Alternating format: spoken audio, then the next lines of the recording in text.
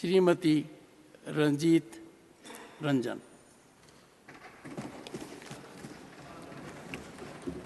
Sir, don't believe. 10 minutes. धन्यवाद sir. 10 minutes. Thank you sir. एक महिला होने के नाते मैं आशा करूंगी कि आप 5 मिनट आप अपनी तरफ से मुझे देंगे, और मैं सत्ता पक्ष को भी कहूंगी कि आज महिलाओं का दिन है।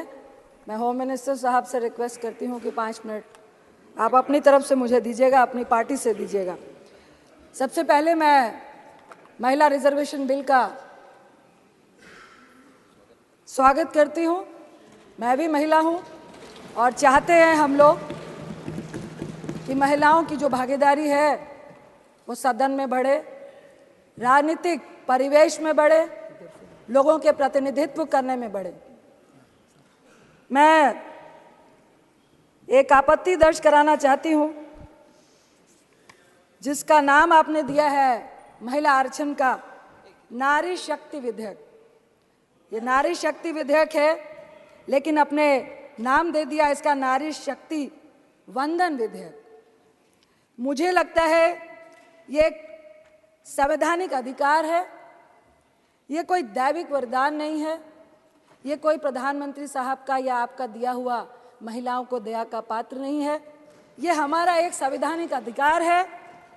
आपने इसका नाम दैविक और दया और पूजा से जोड़ के, मुझे लगता है जो आंदोलन का इतिहास था उसको भी खत्म करने की कोशिश की है। ये एक मैं महिला होने के नाते बोल रही हूँ। वंदना, आपके सरकार में महिलाओं की कितनी होती है यह हम सबको मालूम है।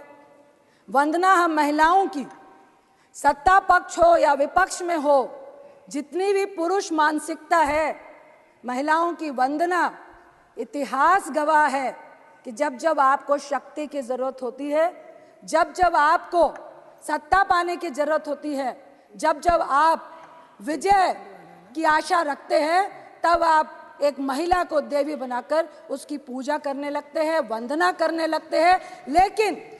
लेकिन अंदर में एक पुरुष की जीत और उसकी वंदना होती है। आपकी वंदना हमने जंतर मंतर में बैठी उन महिलाओं के रूप में देखी। आपकी वंदना, आपका महिलाओं का सम्मान, जब मणिपुर पे हमारी महिलाएं निवस्त्र हो रही थी, हमने तब देखी आपकी वंदना और आपकी पूजा और सम्मान। जब एक रेपिस्ट को बचाने के लिए, जब आप सत्ता पक्ष वालों को यह मालूम चलता है कि वोट की राजनीति में जरूरत है, तो मैं रिक्वेस्ट करती हूँ, हमें अधिकार चाहिए। दया का पात्र ना महिला कभी थी ना होगी। यह हमारी करुणा है, हमारी ममता है कि हम आपको, अपने आप को आपके सामने दया का पात्र बनने देते हैं, क्योंकि हमारे में इतनी करुणा है। हम आज इस नए सदन में बैठे हुए हैं, मैं प्रशंसा करती हूँ, बहुत अच्छा है, लविश है। लेकिन एक बात जरूर कहूँगी, जो पुराना सदन है वो घड़े का पानी है और ये जो नया है रेफ्रिजरेटर का पानी है। और घड़े के पानी की जो महक होती है ना, वो जिंदगी सालों सालों तक हम भूल नहीं पाते हैं। बस इतना फ़र्क है, ये आपको भी सोचना पड़ेगा कि आखिर ये फ़र्क इस पुराने बिल्डिंग और नए बिल्डिंग में क्यों है।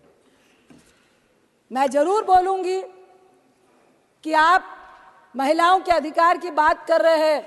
मेघवाल साहब को मैं लोकसभा में कल सुन रही थी टीवी में बैठकर, आप बड़ी बड़ी वंदना और नारी शक्ति की बात कर रहे थे, लेकिन आपकी नारी शक्ति के लिए इतनी बड़ी प्रेरणा है सभापति जी कि जब इस नई बिल्डिंग का उद्घाटन हुआ तो हमारी महिला राष्ट्रपति आदरणीय मुर्मू जी को उद्घाटन तक में नहीं बुलाया गया।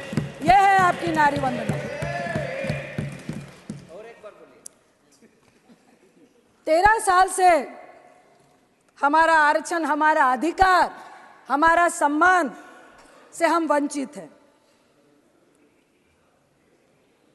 लेकिन मुझे आपके इस बिल में षड्यंत्र नजर आता है। 13 साल से राज्यसभा में हम लोगों ने पारित किया था और आज आप इसको लेकर आए हैं, आज आप इसको लेकर आए हैं।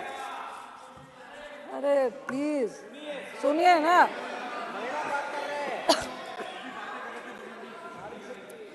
आज आप इसको लेकर आए हैं 9.5 साल के बाद। 2014 में आप सत्ता में आए, आपके मैनिफेस्टो में था महिला आरक्षण देना है। 9.5 साल क्यों लग गए? मेरा पहला सवाल आपसे यही है। दूसरा सवाल, महिला आरक्षण के लिए आपको स्पेशल सत्र बुलाने की जरूरत क्यों पड़ गई? प्रचार करना था। जो लाइमलाइट लेने की आदत आपको हमेशा से रही है, इसमें भी महिलाओं को भी आपने यूज किया है। तीसरा सवाल, आपने कहा जातीय जनगणना और परिसीमन का पेच जो आपने लगाया है, क्यों लगाया? मैं आपसे पूछती हूं, आपने इसका जवाब दे रहे थे कल कि अगर हम ये नहीं कहते तो आप पीआई लेकर सुप्रीम कोर्ट जाते। अरे आप तो वो लोग हैं जिन्होंने नोटबंदी लगाने से पहले किसी से चर्चा भी नहीं की और 155 लोग लाइनों में मार दिए, तो अभी ऐसी कौन सी बाधा है? आप वो लोग हैं जो किसान का कानून लाने से पहले किसी से नहीं पूछा, 750 किसान शहीद हो गए, लेकिन वो आपकी बाधा नहीं बनी। 1 साल तक लगातार वो सड़कों में बैठे रहे। मैं आपसे सवाल करती हूं कि फिर महिलाओं के रिजर्वेशन के अधिकार में, ये परिसीमन की, ये जनगणना की, सीट के रोटेशन की जो आपने बाधा लगाई है, क्या ये चुनावी एजेंडा है 2024 का, जिस पे आपको सिर्फ और सिर्फ झुंझुना दिखाना है? मैं आपसे आपकी नियत और अपने कांग्रेस की नियत के बारे में सफाई देना चाहती हूँ, उदाहरण देना चाहती हूँ। आप महिमा मंडल कर रहे हैं कि आप महिला रिजर्वेशन बिल लेकर आए, लेकिन मैं आपको उदाहरण देती हूँ कि 9 मार्च 2010 में जब यूपीए 2 राज्यसभा में जब ये बिल पारित हुआ था, यानी सत्ता में आने के 1 साल के बाद, यानी कि हमारी मंशा आने वाले लोकसभा में इसका प्रचार करना नहीं था। 10, 11, 12, 13, 14 में चुनाव था। हम सिर्फ और सिर्फ महिला को सशक्तिकरण करना चाहते थे। राजीव गांधी जी ने कहा था, मैं उनके एक इंटरव्यू की एक संक्षिप्त शब्दों को याद करना चाहती हूं कि महिलाओं के मामले में जो हिंदुस्तानी पुरुष है वो डबल स्टैंडर्ड का है। एक तरफ तो वो ऊंचे सिंहासन में महिला को बैठाता है, लेकिन दूसरी तरफ जब उसको सम्मान और समानता का अधिकार देने की बारी आती है, तब वो अपना पल्ला खींच लेता है, जैसा कि आपने हमारी राष्ट्रपति जी के साथ किया, वो भी ट्राइबल। मैं आपसे सिर्फ इतना कहना चाहती हूं कि देखिए, हम चाहते हैं कि जातीय जनगणना, परिसीमन, रोटेशन को दरकिनार करके आप महिला को आरक्षण क्यों नहीं देना चाहते हैं? इसका मतलब है आप पुरुष के हिस्से में से महिलाओं को हिस्सा नहीं देना चाहते हैं। आप परिसीमन करेंगे, सीटें बढ़ाएंगे, उसके बाद आप महिलाओं को एक अलग से हिस्सा देंगे। आखिर क्यों नहीं आज के हिस्से में आप महिलाओं को हिस्सा देना चाहते हैं? मैं आपसे इतना ही कहूंगी कि हमारा जो महिलाओं को मजबूत करने का जो महिला का बिल था, वो यूपीए 2 में जो राज्यसभा में पास हुआ, हम चाहते हैं कि ये जो आपने नारी शक्ति का वंदन विधेयक का नाम दिया है, इसको समानता का अधिकार दे, हमें वंदना और पूजा नहीं करें।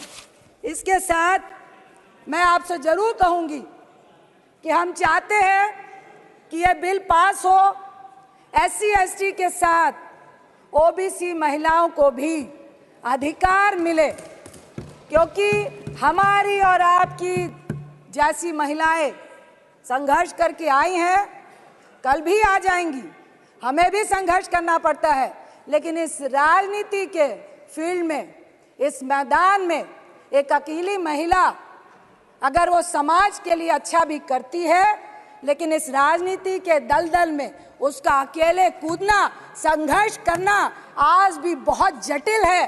क्योंकि अगर महिला मजबूत है, आपके साथ कंधे से कंधा मिलाकर चलना चाहती है, अपनी राय रखना चाहती है, वो जो पुरुष मानसिकता है उसको गवारा नहीं है।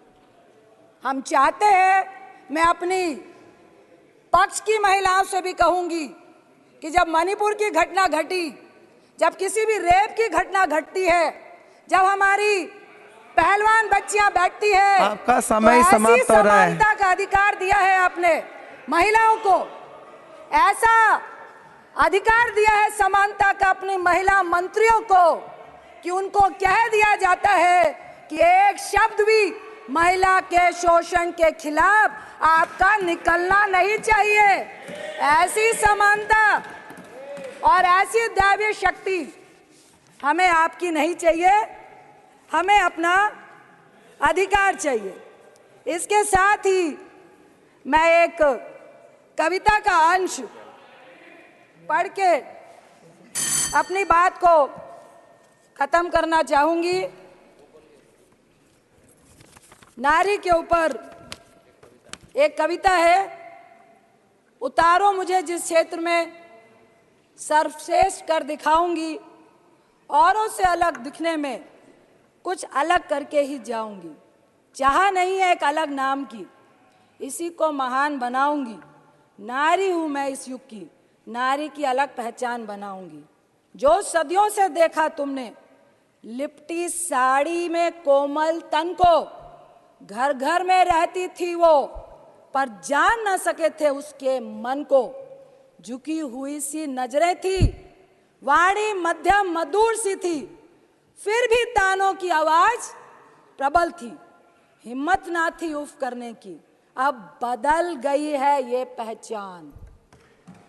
अब बदल गई है ये पहचान, नारी की ना साड़ी परिभाषा, वाणी अभी भी मध्यम मधुर सी, पर कुछ कर गुजरने की है प्रबल सी आशा। चाहे जो भी मैं बन जाऊं, गर्व से नारी ही कहलाऊं।